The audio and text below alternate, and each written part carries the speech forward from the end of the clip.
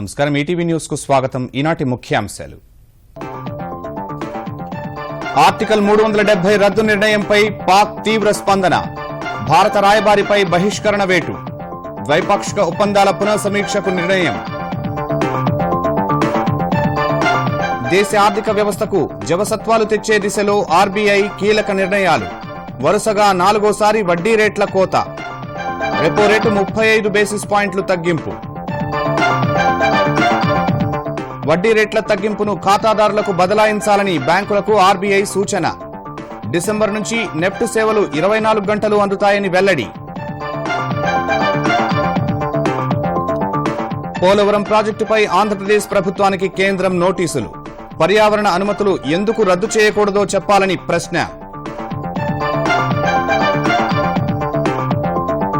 కేంద్ర మంత్రులతో జగన్ వరుస భేటీలు. ఏపీలో రహదారుల అభివృద్ధికి సహకరించాలని గడ్కరీకి విజ్ఞప్తి. ప్రత్యేక సాయంపై ఆర్థిక మంత్రికి వినతి.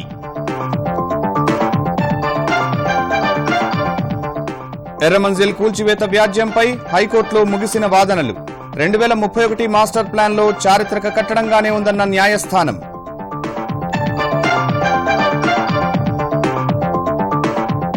మహారాష్ట్ర, కర్ణాటకల్లో భారీ వర్షాలు. కృష్ణాకు పోటెత్తుతున్న వరద. తెలుగు రాష్ట్రాల్లోని పలు ప్రాంతాలను ముంచెత్తుతున్న వానలు.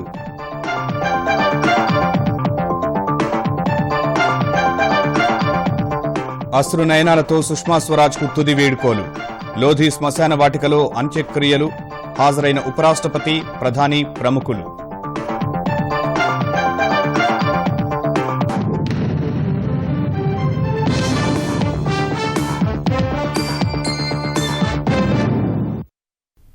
జమ్మూ కశ్మీర్ కు ప్రత్యేక ప్రతిపత్తిని రద్దు చేస్తూ కేంద్రం నిర్ణయం తీసుకోవడంపై తీవ్ర అభ్యంతరాలు వ్యక్తం చేసిన పాకిస్తాన్ భారత్తో దౌత్య సంబంధాలు తగ్గించుకోవాలని నిర్ణయించింది. ఈ మేరకు అత్యవసరంగా సమావేశమైన పాక్ జాతీయ భద్రతా కమిటీ భారత్తో ద్వైపాక్షిక వాణిజ్య సంబంధాలు నిలిపేయాలని మరో కీలక నిర్ణయం తీసుకుంది. పాకిస్తాన్ ప్రధాని ఇమ్రాన్ ఖాన్ అధ్యక్షతన జరిగిన ఈ సమావేశంలో జమ్మూ కశ్మీర్ కు ప్రత్యేక ప్రతిపత్తిని రద్దు చేస్తూ భారత్ తీసుకున్న నిర్ణయంపై విస్తృతంగా చర్చించారు. 4-5 గంటలు సాగిన ఈ భేటీలో భారత్తో చేసుకున్న అన్ని ద్వైపాక్షిక ఒప్పందాలపై పునఃసమీక్ష చేపట్టాలని నిర్ణయించారు. ఇదే సమయంలో జమ్మూ కశ్మీర్ కు ప్రత్యేక ప్రతిపత్తి రద్దు చేస్తూ భారత్ తీసుకున్న నిర్ణయాన్ని ఐక్యరాజ్యసమితి దృష్టికి తీసుకెళ్లాలని కూడా పాకిస్తాన్ జాతీయ భద్రతా కమిటీ నిర్ణయించినట్టు పాక్ సర్కార్ ఓ ప్రకటనలో తెలిపింది. మరోవైపు భారత్ వైఖరికి నిరసనగా ఆ దేశంలోని భారత రాయబారిని బహిష్కరించిన పాక్ కశ్మీర్ గుండా వ్యాపార లావాదేవీలన్నింటినీ తాత్కాలికంగా నిలిపివేసింది. జమ్మూ కశ్మీర్ కు ప్రత్యేక ప్రతిపత్తి కల్పించే 370 అధికరణంలోని అన్ని నిబంధనలు రద్దయినట్లు రాష్ట్రపతి రామ్నాథ్ కోవింద్ ప్రకటించారు. ఈ మేరకు అధికారిక నోటిఫికేషన్ను జారీ చేశారు. ఆర్టికల్ 370 రద్దు తీర్మానానికి సోమవారం రాజ్యసభ, మంగళవారం లోక్సభ ఆమోదించాయి. ఈ మేరకు పార్లమెంటు సిఫార్సుకు అనుగుణంగా 2019 ఆగస్టు 6 నుంచి అధికరణ 370లోని అన్ని నిబంధనలు రద్దయినట్లు రాష్ట్రపతి పేరిట అధికారిక నోటిఫికేషన్ వెలువడింది. ఈ ఉత్తర్వులతో జమ్మూ కశ్మీర్ కు ఇప్పటివరకు ఉన్న ప్రత్యేక రాజ్యాంగం రద్దయి అన్ని రాష్ట్రాల మాదిరిగా భారత రాజ్యాంగం పూర్తి స్థాయిలో అమలవుతుంది. ప్రత్యేక ప్రతిపత్తి రద్దు 2 కేంద్రపాలిత ప్రాంతాలుగా విభజించిన తర్వాత జమ్మూ కశ్మీర్ చెదురుమదురు ఘటనల మినహా ప్రశాంతంగానే ఉంది. జమ్మూ కశ్మీర్లో శాంతి భద్రతలను కాపాడేందుకు ముందు జాగ్రత్త చర్యలు చేపట్టిన అధికారులు శాంతి భద్రతలకు విఘాతం కలిగిస్తారనే అనుమానంపై 100 మందికి పైగా రాజకీయ నేతలను, కార్యకర్తలను అరెస్టు చేసినట్లు తెలిపారు. జమ్మూ కశ్మీర్ మాజీ సీఎంలు ఉమర్ అబ్దుల్లా, మెహబూబా ముఫ్తీ, జమ్మూ కశ్మీర్ పీపుల్స్ కాన్ఫరెన్స్ నేతలు సజ్జద్ లోన్, ఇమ్రాన్ అన్సారీ వంటి వారిని అరెస్టు చేసినట్లు తెలిపారు. ఇలా అరెస్టు చేసిన వారందరినీ శ్రీనగర్లోని హరినివాస్లో ఉంచారు. జమ్మూలో ఇప్పుడిప్పుడే సాధారణ పరిస్థితులు నెలకొంటున్నాయి. పలుచోట్ల దుకాణాలు తెరుచుకున్నాయి. పూంచ్ జిల్లా బఫ్లైజ్ ప్రాంతంలో పోలీసులపై నిరసనకారులు రాళ్లురువగా కొందరు పోలీసులకు స్వల్ప గాయాలయ్యాయి. కార్గిల్ పట్టణంలో పలుచోట్ల నిరసనలు కొనసాగాయి. విద్యార్థుల భద్రతను దృష్టిలో పెట్టుకుని కశ్మీర్లో విద్యాసంస్థలను మూసివేయగా జమ్మూ ప్రాంతంలోని అన్ని జిల్లాల్లో ఆంక్షలు కొనసాగిస్తున్నారు. జమ్మూ కశ్మీర్లో పలుచోట్ల సమాచార వ్యవస్థలు రద్దు చేయగా కశ్మీర్లో జనజీవనం సాధారణంగానే ఉన్నట్లు చూపిస్తున్న కొన్ని వీడియోలు సామాజిక మాధ్యమాల్లో చక్కర్లు కొడుతున్నాయి. కేంద్రం నిర్ణయంతో జమ్మూ కశ్మీర్లో రాజకీయ అవినీతి తగ్గుతుందని ఆ వీడియోల్లో స్థానికులు చెబుతున్నట్టు ఉంది. 5 ఏళ్లలో తొలిసారి మందగమనంతో పయనిస్తున్న దేశ ఆర్థిక వ్యవస్థకు జవసత్వాలు కల్పించడమే లక్ష్యంగా వరుసగా 4వ కీలక వడ్డీ రేట్లను రిజర్వ్ బ్యాంకు తగ్గించింది. రెపో రేటును 35 బేసిస్ పాయింట్లు తగ్గించిన ఆర్బీఐ ఈ ప్రయోజనాన్ని రుణగ్రహీతలకు అందించాలని బ్యాంకులకు సూచించింది. ఫలితంగా గృహ, వాహన రుణాలపై వడ్డీ రేట్లు తగ్గే అవకాశం ఉంది. చెల్లింపుల వ్యవస్థ మెరుగు కోసం నేషనల్ ఎలక్ట్రానిక్ ఫండ్ ట్రాన్స్ఫర్ నెఫ్ట్ను 24 గంటలు అందుబాటులోకి తెస్తున్నట్లు ఆర్బీఐ ప్రకటించింది. కీలక వడ్డీ రేట్లను వరుసగా 4వసారి భారతీయ రిజర్వ్ బ్యాంక్ తగ్గించింది. ప్రస్తుత ఆర్థిక సంవత్సరంలో 3వ ద్వైమాసిక పరపతి విధాన సమీక్ష నిర్వహించిన ఆర్బీఐ రెపో రేటును 35 బేసిస్ పాయింట్లు తగ్గించింది. ఈ తగ్గింపుతో repo rate 5.40% reverse repo rate 5.15% చేరింది. ప్రస్తుత ఆర్థిక సంవత్సరంలో దేశ వృద్ధి రేటు అంచనాలను 7 నుంచి 6.9% ఆర్బీఐ తగ్గించింది. ఈ ఏడాది ద్రవ్యోల్బణం 3.5 నుంచి 3.7% మధ్య ఉంటుందని అంచనా వేసింది. ప్రస్తుతం ఉదయం 8 నుంచి రాత్రి 7 గంటల వరకు మాత్రమే అందుబాటులో ఉన్న జాతీయ ఎలక్ట్రానిక్ నిధుల బదిలీ వ్యవస్థ నెఫ్ట్ ను ఈ ఏడాది డిసెంబర్ నుంచి 24 గంటలు అందుబాటులోకి తీసుకురానున్నట్లు ఆర్బీఐ తెలిపింది. Bharat bill payment system BBPS ను సెప్టెంబర్ మాసాంతం నుంచి అన్ని బిల్లుల చెల్లింపులకు వర్తింపచేయాలని ఆర్బీఐ నిర్ణయించింది. ఇప్పటివరకు డీటీహెచ్, విద్యుత్, గ్యాస్, టెలికాం, నీటి బిల్లుల చెల్లింపులకు మాత్రమే బీబీపీఎస్ ను అనుమతిస్తుండగా మిగిలిన బిల్లు చెల్లింపులకు కూడా అనుమతించాలని నిర్ణయించిన ఆర్బీఐ త్వరలో మార్గదర్శకాలు విడుదల చేస్తామని ప్రకటించింది. ఇటీవల తాము తీసుకున్న అనేక చర్యల వల్ల భారతీయ రిజర్వ్ బ్యాంక్ వద్ద తగినంత నగదు లభ్యత ఉందని ఆర్బీఐ గవర్నర్ శక్తికాంత దాస్ తెలిపారు. ఆర్థిక వ్యవస్థలో అన్ని రంగాలకు నగదు అందుబాటులో ఉండేలా చర్యలు తీసుకుంటున్నట్లు చెప్పారు. ప్రస్తుతం ఆర్థిక వ్యవస్థలో ఉన్న మందగమనం కాలానుగుణంగా ఉండేదే అన్న ఆయన దీన్ని గాడిలో పెట్టేందుకు ప్రభుత్వం పలు సంస్కరణలు చేపట్టే అవకాశం ఉందని అంచనా వేశారు. At this point, it is perhaps a cyclical slowdown, not really a deep structural slowdown, but nonetheless, we have to recognize that there is room for certain structural reforms which need to be undertaken. But at this point of time, it would appear that it is a cyclical slowdown, and we are still working on it. Reserve bank తగ్గించిన వడ్డీ రేట్లలో కేవలం 3వ వంతు మాత్రమే బ్యాంకులు రుణాలు తీసుకుంటున్న వినియోగదారులకు తగ్గిస్తున్నాయన్న శక్తికాంత దాస్ మరింత తగ్గించేలా చర్యలు తీసుకోవాలని బ్యాంకులను సూచించారు.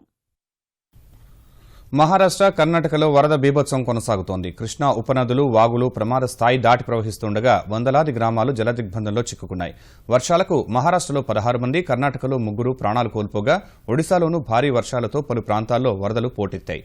3 రాష్ట్రాల్లో వరద ప్రభావిత ప్రాంతాల్లో సహాయ బృందాలు, సైన్యం, వైమానిక, తీర ప్రాంత రక్షక దళాలు సహాయక చర్యలను చేపడుతున్నాయి.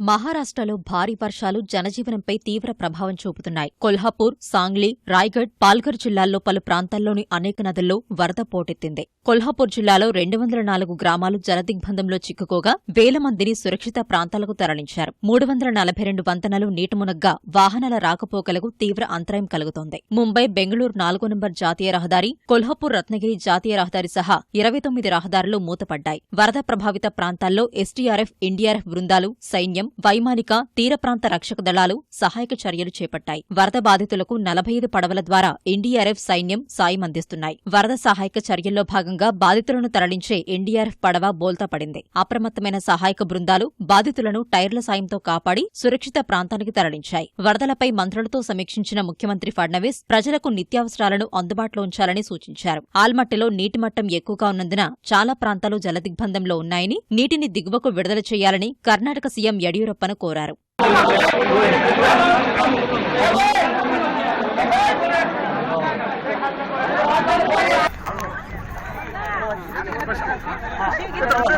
కర్ణాటకలోనూ వర్ష భీభత్సం కొనసాగుతోంది. ఉత్తర కోస్తా సహా మల్నంద ప్రాంతంలో అనేక గ్రామాలు జలదిగ్బంధంలో చిక్కుకున్నాయి. మహారాష్ట్ర జలాశయాల నుంచి వస్తున్న నీటితో దిగువ ప్రాంతాల ప్రజలు ఆందోళన చెందుతున్నారు. కోయినా డాం నుంచి కృష్ణా జలాల విడుదలతో బెల్గావిలో పలు ప్రాంతాలను నీరు చుట్టేసింది. మార్కండేయ, ఘటప్రభ, మలప్రభ, భీమనది పరివాహక ప్రాంతాల్లో వరదనీటి ఉధృతి పెరుగుతోంది. వరదల కారణంగా కొండచర్యలు విరిగిపడి పలు ప్రాంతాల్లో రవాణా వ్యవస్థకు అంతరాయం కలుగుతోంది. బెళగావి సమీపంలోని పుణె, బెంగళూరు మధ్య 4వ నంబర్ జాతీయ రహదారి తెగిపోవడంతో రాకపోకలు నిలిచాయి. వరద ప్రభావిత ప్రాంతాల్లో జాతీయ, రాష్ట్ర విపత్తు నిర్వహణ బృందాలు సహాయక చర్యలు చేపట్టాయి.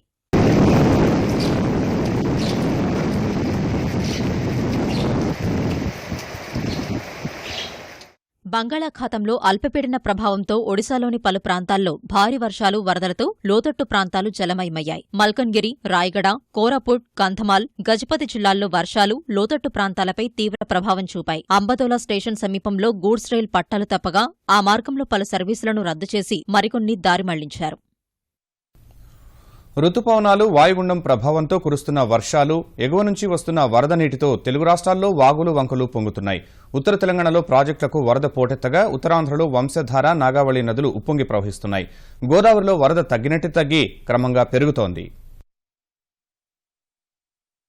ఉత్తర తెలంగాణ జిల్లాల్లో విస్తారంగా వర్షాలు కురుస్తున్నాయి. భద్రాద్రి కొత్తగూడెం జిల్లా అశ్వాపురం మండలంలోని ఇసుకవాగు, మేలవాగు, లోతువాగులు పొంగి పలు గ్రామాలకు రాకపోకలు నిలిచిపోయాయి. దుమ్ముగూడెం గంగోలు వద్ద చెరువు ఉధృతితో వివిధ గ్రామాలకు రవాణా వ్యవస్థ దెబ్బతింది. ములుగు జిల్లా మంగపేట మండలంలో మల్లూరు వాగుపై డైవర్షన్ రోడ్డు కొట్టుకుపోవడంతో గ్రామాలకు రాకపోకలు నిలిచాయి. యువకులు గ్రామస్తులకు సాయంగా నిలుస్తూ వాగు దాటిస్తున్నారు. వాజేడు మండలం ధర్మారంలో కల్వర్టుపైకి వరద నీరు వచ్చి చేరింది. ద్విచక్ర వాహనదారుడు వరదలో చిక్కుకుపోగా స్థానికులు రక్షించారు. బొగతా జలపాతం పొంగి ప్రవహిస్తోంది.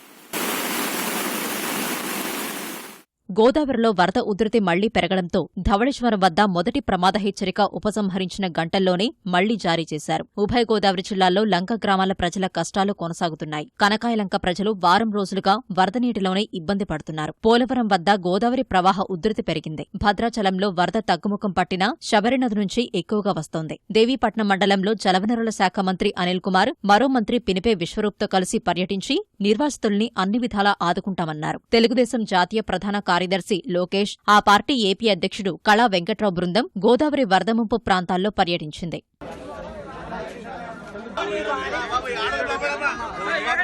విశాఖ మన్యంలో వాగులు, గెడ్డలు ఉప్పొంగి ప్రవహిస్తున్నాయి. పాడేరులోని రాయగడ్డ, పరదానిపుట్టు, చీడిపుట్టు వంతెనలపై నుంచి మచ్చగడ్డ ఉధృతంగా ప్రవహిస్తుండగా పెద్ద సంఖ్యలో గ్రామాలకు రాకపోకలు నిలిచిపోయాయి. గ్రామాల్లో తిరిగే ఆశా కార్యకర్తలు సహా విద్యార్థులు ఎక్కడికక్కడే నిలిచిపోయారు.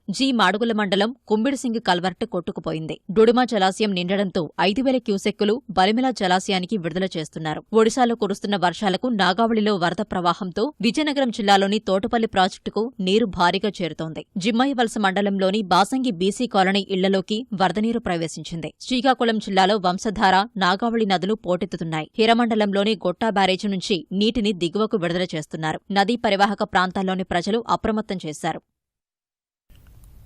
బ్యాంకుల్లో బంగారం తాకట్టు పెట్టి వ్యవసాయ రుణాలు తీసుకునే వెసులుబాటును కేంద్రం రద్దు చేసింది. అక్టోబర్ నుంచి ఈ విధానం ఉండదని తేల్చి చెప్పింది. ఈ మేరకు రాష్ట్రాలు, అన్ని బ్యాంకులకు కేంద్ర వ్యవసాయ మంత్రిత్వ శాఖ ఆదేశాలు జారీ చేసింది. బంగారంపై రుణాలు తీసుకుంటే సాధారణ వడ్డీ వసూలు చేయనున్నారు. రైతు తీసుకునే పంట రుణాన్ని కిసాన్ క్రెడిట్ కార్డు పేరిట ఇవ్వాలని, ఈ ఖాతాకు రైతు ఆధార్ సంఖ్య తప్పనిసరిగా అనుసంధానం చేయాలని స్పష్టం చేసింది. ఆధార్ లేకపోతే ఏ వ్యవసాయ పంట రుణానికి కూడా వడ్డీ రాయితీ ఇవ్వొద్దని, నిర్ణీత గడువులోగా పంట రుణం సొమ్ము చెల్లిస్తేనే వడ్డీ రాయితీ వర్తింపజేయాలని కేంద్ర వ్యవసాయ శాఖ బ్యాంకులకు ఆదేశాలు జారీ చేసింది. రైతు బీమా పథకాన్ని మరో ఏడాది కొనసాగిస్తూ తెలంగాణ ప్రభుత్వం ఉత్తర్వులు జారీ చేసింది.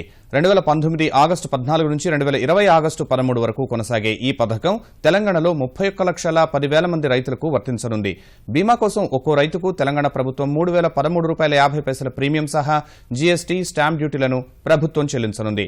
ఈ పథకం కింద ఒక్కో రైతుకు గ్రూప్ ఇన్సూరెన్స్ లో భాగంగా ₹5,00,000 బీమా వర్తిస్తుంది. భాజపా సీనియర్ నాయకురాలు, కేంద్ర మాజీ మంత్రి సుష్మా స్వరాజ్ కు నేతలు, అభిమానులు అశ్రునయనాల మధ్య తుది వీడ్కోలు పలికారు. ఢిల్లీ లోధి రోడ్ శ్మశాన వాటికలో సుష్మా అంత్యక్రియలు ముగిశాయి. ఉపరాష్ట్రపతి వెంకయ్యనాయుడు, ప్రధాని నరేంద్ర మోదీ, భాజపా అగ్రనేత అడ్వాణీ, కేంద్ర మంత్రులు, వివిధ పార్టీల నేతలు అంత్యక్రియలకు హాజరై కడసారి వీడ్కోలు పలికారు. స్వతంత్ర భారతావని చరిత్రలో అతి కొద్ది బలమైన మహిళా నేతల్లో ఒకరిగా పేరొందిన భాజపా మహిళా నేతల్లో అగ్రగణ్యురాలైన సుష్మా స్వరాజ్ కు ఆ పార్టీ నేతలు, కార్యకర్తలు, అభిమానులు శోకతప్త హృదయాలతో తుదివిడుకోలు పలికారు. పార్టీలో వీరోచిత నాయకురాలిగా, చట్టసభల్లో వాగ్దాటితో ప్రజా సమస్యలపై గలమెత్తడం సహా విదేశీ వ్యవహారాల శాఖకు మానవత్వపు రంగులద్దిన సుష్మా స్వరాజ్ మంగళవారం రాత్రి హఠాత్తుగా గుండెపోటుతో మృతి చెందగా ఆమె పార్థివ దేహాన్ని ఢిల్లీలోని తన నివాసానికి తరలించారు. నేతల నివాళుల తర్వాత భాజపా కేంద్ర కార్యాలయానికి అక్కడి నుంచి కార్యకర్తలు, అభిమానులు వెంటరాగా లోధి రోడ్లోని శ్మశాన వాటికకు తరలించారు. అంతిమయాత్రలో వేలాదిగా ఢిల్లీ ప్రజలు తమ మాజీ ముఖ్యమంత్రికి నివాళులర్పించారు.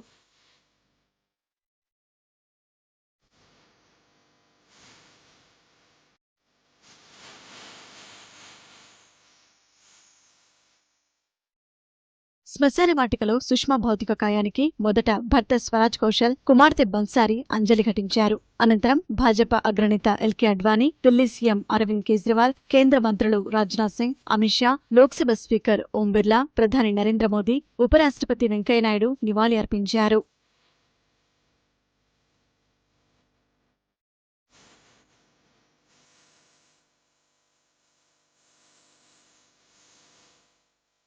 అధికారిక లాంఛనాలతో సుష్మా స్వరాజ్ అంత్యక్రియలను నిర్వహించారు. సుష్మా కుమార్తె బన్సూరి స్వరాజ్ అంతిమ సంస్కారాలు నిర్వహించారు. పోలీసు సిబ్బంది గౌరవవందనం సమర్పించిన అనంతరం విద్యుత్ దహనవాటికకు తరలించి సుష్మాకు తుది వేడుకోలు పలికారు. వివిధ పార్టీల నేతలు, భూటాన్ ప్రధాని షెరింగ్ తొబ్గే సహా పలువురు విదేశీ ప్రముఖులు సుష్మా అంత్యక్రియలకు హాజరయ్యారు.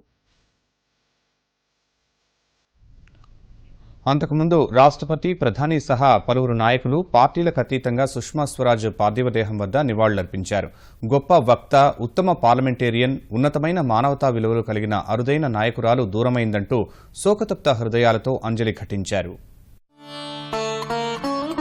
సుష్మా స్వరాజ్ హఠాన్మరణం పట్ల రాజకీయాలకు అతీతంగా అన్ని వర్గాలు తీవ్ర దిగ్భ్రాంతి వ్యక్తం చేశాయి. ఢిల్లీలోని సుష్మా నివాసానికి వెళ్లి ఆమె పార్థివదేహం వద్ద నివాళులర్పించిన రాష్ట్రపతి రామ్నాథ్ కోవింద్ కుటుంబ సభ్యులకు ధైర్యం చెప్పారు. ఉపరాష్ట్రపతి వెంకయ్యనాయుడు అంజలి ఘటించి కుటుంబీకులకు ప్రగాఢ సానుభూతి తెలిపారు. నివాళులర్పించేందుకు సుష్మా నివాసానికి వెళ్లిన ప్రధాని మోదీ ఆమె భౌతిక కాయాన్ని చూసి భావోద్వేగానికి గురయ్యారు. సుష్మా కన్నుమూతతో ఓ ఉజ్వల అధ్యాయం ముగిసిందన్న మోదీ ప్రజాసేవకే అంకితమైన ఓ నాయకురాలిని కోల్పోయినందుకు దేశం కన్నీరు పెడుతోందని బరువైన హృదయంతో నివాళులర్పించారు.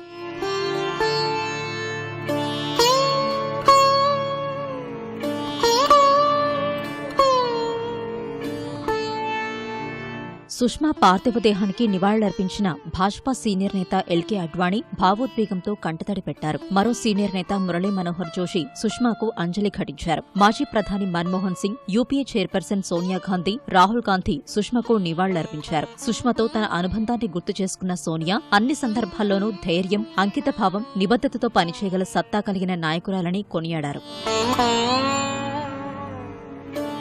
సుష్మా పార్థివదేహం వద్ద అంజలి ఘటించిన లోక్సభ స్పీకర్ ఓం బిర్లా ఓ రాజకీయ నాయకురాలిగా కంటే మానవతావాదిగానే ప్రపంచం సుష్మాని గుర్తుపెట్టుకుంటుందని పేర్కొన్నారు. హోంమంత్రి అమిత్ షా సుష్మాకు శ్రద్ధాంజలి ఘటించి ఆమె కుటుంబ సభ్యులకు ధైర్యం చెప్పారు.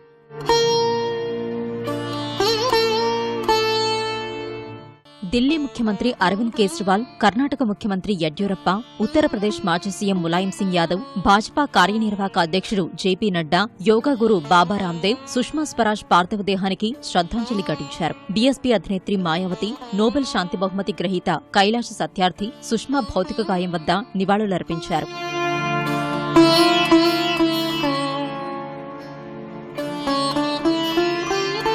తర్వాత భాజపా కార్యకర్తలు అభిమానుల సందర్శనార్థం సుష్మా భౌతిక కాయాన్ని మధ్యాహ్నం 3 గంటల వరకు ఢిల్లీలోని ఆ పార్టీ కేంద్ర కార్యాలయంలో ఉంచారు. అక్కడ పలువురు నాయకులు నివాళులర్పించారు.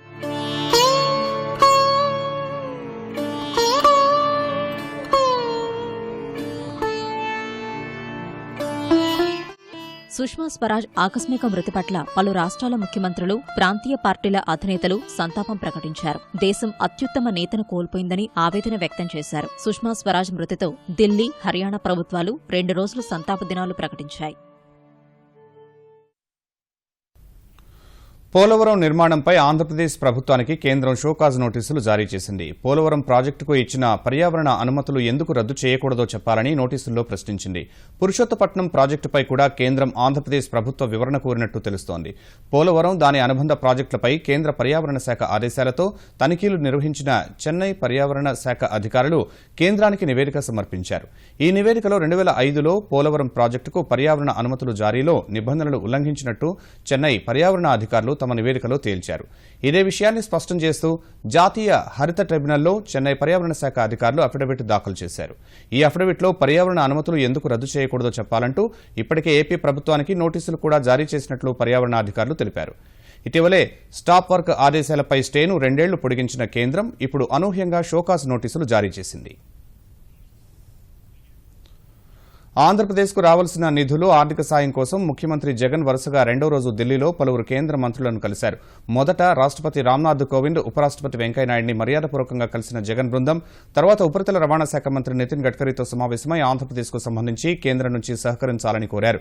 ఏపీలో జాతీయ రహదారులు, పైవంతెనల నిర్మాణంపై చర్చించింది. రహదారుల అభివృద్ధికి సహకరించాలని గడ్కరీకి జగన్ విజ్ఞప్తి చేశారు. తర్వాత ఆర్థిక మంత్రి నిర్మలా సీతారామన్తో సమావేశమై ఏపీకి రావాల్సిన నిధులపై చర్చించారు. ఆంధ్రప్రదేశ్కు ప్రత్యేక ఆర్థిక సాయం అందించాలని కోరారు. ముఖ్యమంత్రి జగన్ ప్రధాని మోదీని కలిసి రాష్ట్రానికి నిధులు అడగడం కంటే తనపై ఫిర్యాదులు చేయడం విడ్డూరంగా ఉందని తెలుగుదేశం అధినేత చంద్రబాబు విమర్శించారు. అమరావతిలో ఏదో జరిగిందని ప్రధానికి చెప్పిన జగన్ దాన్ని నిరూపించాలని సవాల్ విసిరారు. తెలుగుదేశం పార్టీ రాష్ట్ర కార్యాలయంలో గుంటూరు జిల్లా వేమూరు నియోజకవర్గ కార్యకర్తల సమావేశంలో పాల్గొన్న చంద్రబాబు తనపై కోపంతో అమరావతిని చంపేశారని ఆరోపించారు. విమానాశ్రయాలు అభివృద్ధి చేస్తే నేడు విమానాలన్నీ ఆగిపోయాయని మండిపడ్డారు. తమ హయాంలో ఉచిత ఇసుక ఇస్తే ఇసుక మాఫియా అంటూ విష ప్రచారం చేశారన్న చంద్రబాబు నేడు స్థాయిని బట్టి వైకాపా నేతలు ఇసుక లారీలు పంచుకుంటున్నారని ఆరోపించారు.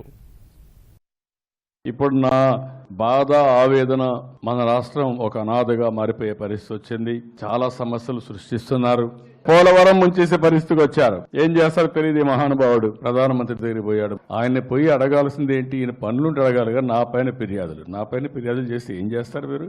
నేనే తప్పు చేశాను? నేను తప్పు చేశానా? ప్రజల కోసం, అభివృద్ధి కోసం కష్టపడడం తప్ప, రాత్రింబగుళ్ళు తిరగడం కోసం తప్ప, నా జీవితంలో నేను ఒకటి హామీ ఇస్తున్నా, తుది శ్వాస ఉన్నంత వరకు ప్రజల కోసం పనిచేస్తాను. ఎర్రమంజిల్ భవనాల కూల్చివేతపై హైకోర్టులో వాదనలు ముగిశాయి. తీర్పును ధర్మాసనం రిజర్వ్ చేసింది. 2010లో రూపొందించిన 2031 మాస్టర్ ప్లాన్ను ప్రభుత్వం నేడు హైకోర్టు ముందుంచగా అందులో ఎర్రమంజిల్ చారిత్రక కట్టడంగానే ఉందనే విషయాన్ని ధర్మాసనం ప్రస్తావించింది. మరో మాస్టర్ ప్లాన్ను హెచ్ఎండీఏ రూపొందిస్తోందని ధర్మాసనానికి ప్రభుత్వం తెలియజేసింది. నెల రోజుల పాటు సాగిన వాదనల్లో చారిత్రక కట్టడమైన ఎర్రమంజిల్ భవనాన్ని కూల్చివేయాలని ప్రభుత్వం నిర్ణయం తీసుకోవడం చట్టవిరుద్దమని పిటిషనర్లు హైకోర్టు దృష్టికి తీసుకొచ్చారు. అధునాతన సౌకర్యాలతో అసెంబ్లీ నిర్మించాలన్న సదుద్దేశంతోనే ప్రభుత్వం ఎర్రమంజిల్ను ఎంచుకుందని అదనపు ఏజీ హైకోర్టుకు తెలిపారు. ప్రభుత్వం తీసుకునే ఆర్థిక విధాన నిర్ణయాల్లో హైకోర్టుకు పరిధి ఉందని గుర్తు చేశారు. అయితే వారసత్వ సంపద, చారిత్రక కట్టడాలను పరిరక్షించాల్సిన బాధ్యత ప్రభుత్వంపై ఉందనే అంశాన్ని పరిగణలోకి తీసుకుని అభివృద్ధి కార్యక్రమాలు చేపట్టాలని పిటిషనర్ల తరపు న్యాయవాదులు వాదించారు. ఇరువురి వాదనలు ఆలకించిన హైకోర్టు తీర్పును రిజర్వ్ చేసింది. జాతీయ వైద్య కమిషన్ ఏర్పాటును వ్యతిరేకిస్తూ విద్యార్థి వైద్యులు చేసిన ఆందోళన ఆంధ్రప్రదేశ్లో ఉద్రిక్తతలకు దారితీసింది. ఎన్ఎంసీకు వ్యతిరేకంగా విజయవాడ ప్రభుత్వ ఆసుపత్రి వద్ద జూనియర్ వైద్యులు రాస్తారోకో చేశారు. ఈ సమయంలో పోలీసులు, జూడాలకు మధ్య ఘర్షణ చోటు చేసుకుంది. ఎన్టీఆర్ వైద్య వర్సిటీ వద్ద ఆందోళన నిలువరించే క్రమంలో డీసీపీ హర్షవర్ధన్ ఒక విద్యార్థి వైద్యుడి చెంపపై కొట్టారు. ఈ ఘటనపై మండిపడ్డ విద్యార్థి వైద్యులు డీజీపీకి ఫిర్యాదు చేశారు. డీసీపీపై ఆగ్రహం వ్యక్తం చేసిన డీజీపీ తక్షణం నివేదిక ఇవ్వాలని ఆదేశించారు. గుంటూరు సర్వజనాసుపత్రిలో 6వ రోజు జూనియర్ వైద్యులు నిరసన కొనసాగించారు. తిరుపతి గరుడా సర్కిల్ వద్ద జూడాల ఆందోళనతో 3 గంటలు కిలోమీటర్ల మేర వాహనాలు నిలిచిపోయాయి. రోడ్డుపై బైఠాయించిన విద్యార్థి వైద్యులను పోలీసులు వాహనాల్లో తరలించారు. పోలీసుల వైఖరిపై మండిపడిన విద్యార్థి వైద్యులు రేపటి నుంచి నిరాహార దీక్ష చేస్తామని ప్రకటించారు. రేపు హైదరాబాద్ ఇందిరా పార్కు ధర్నా చౌక్లో ఏపీ, తెలంగాణ వైద్యులు వైద్య గర్జన నిర్వహించనున్నారు. దేశవ్యాప్త సమ్మెలో భాగంగా ప్రభుత్వ వైద్యులంతా రేపు ఉదయం 6 నుంచి శుక్రవారం ఉదయం 6 గంటల వరకు సేవలు నిలిపివేయనున్నట్లు ప్రకటించారు. జూనియర్ డాక్టర్ను పోలీసు అధికారి కొట్టడంపై మండిపడిన మాజీ ముఖ్యమంత్రి చంద్రబాబు ఇదేనా రాజన్న రాజ్యమని ట్విట్టర్లో ప్రశ్నించారు. అచంచలమైన లక్షలాది భక్తుల విశ్వాసమే అయోధ్యలో వివాదాస్పద భూమి శ్రీరాముడి జన్మస్థలమనేందుకు రుజువని హిందూ సంస్థ పిటిషనర్ తరపు న్యాయవాది పరాశరణ్ సుప్రీంకోర్టు ధర్మాసనానికి తెలిపారు. అయోధ్యలోని వివాదాస్పద 2.77 ఎకరాలపై 2వ రోజు వాదనలు వినిపించిన ఆయన సుప్రీంకోర్టు రెవెన్యూ రికార్డులను అడగడంతో ఈ మేరకు వాదించారు. వాల్మీకి రామాయణం కూడా అయోధ్యలోని 3 ప్రాంతాలు రాముని జన్మస్థలమని చెబుతోందన్నారు. మతపరమైన వ్యక్తుల జన్మస్థలంపై ఏ కోర్టులోనైనా విచారణ జరిగిందా అని ధర్మాసనం ప్రశ్నించింది. క్రీస్తు జన్మస్థలం బెత్లెహాంకు సంబంధించిన వివాదాలపై ప్రపంచంలో ఏ కోర్టైనా విచారణ చేపట్టిందా అని ప్రశ్నించగా పరిశీలించి చెబుతానని పరాశరణ్ తెలిపారు. వివాదాస్పద స్థలం మొత్తం రామజన్మ భూమేనని పరాశరణ్ వాదించగా అక్కడి విగ్రహాలు ఏనాటివో తెలిపే కార్బన్ డేటింగ్ జరిపారా అని ధర్మాసనం ప్రశ్నించింది. మరోవైపు పిటిషన్దారుల్లో ఒకరైన నిర్మోహి అఖార న్యాయవాది సుశీల్ జైన్కు సంకట పరిస్థితి ఎదురైంది. వివాదాస్పద స్థలం యాజమాన్య హక్కులపై లిఖితపూర్వక ఆధారాలతో రావాలని ధర్మాసనం ఆయనకు సూచించింది. అంతర్జాతీయ మార్కెట్లో ప్రతికూల పవనాలు నెలకొన్న వేళ పసిడి కొనుగోళ్లు, మదుపరులు ఆసక్తి చూపుతుండగా దేశీయ మార్కెట్లో బంగారం ధరలు అంతకంతకు పెరుగుతున్నాయి. దేశ రాజధాని ఢిల్లీలో 10 గ్రాముల బంగారం ధర ఆల్ టైమ్ అత్యధిక స్థాయికి చేరింది. 10 గ్రాముల ధర ఇవాళ ఒక్కరోజే 1,113 రూపాయలు పెరిగి 37,920కి చేరింది. ఇదే బాటలో పయనించిన వెండి కిలోకు 650 రూపాయలు పెరిగి 43,670 రూపాయలకు ఎగబాకింది. ఈటీవీ న్యూస్ సమాప్తం. నమస్కారం.